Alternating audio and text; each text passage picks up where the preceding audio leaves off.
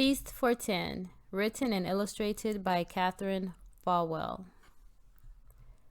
1. One cart into the grocery store. 2.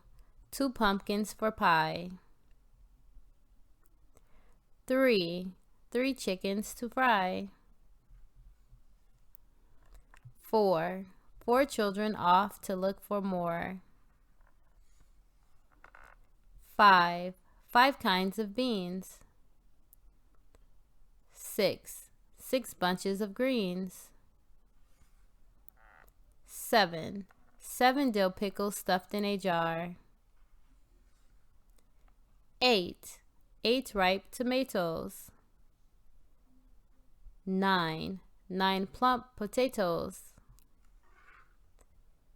10. 10 hands help to load the car. Then 1. 1 car home from the grocery store. 2. 2 will look. 3. 3 will cook. 4. 4 will taste and ask for more. 5. 5 empty cans. 6. 6 pots and pans.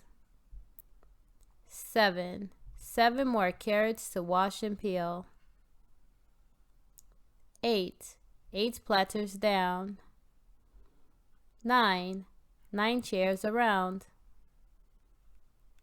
10.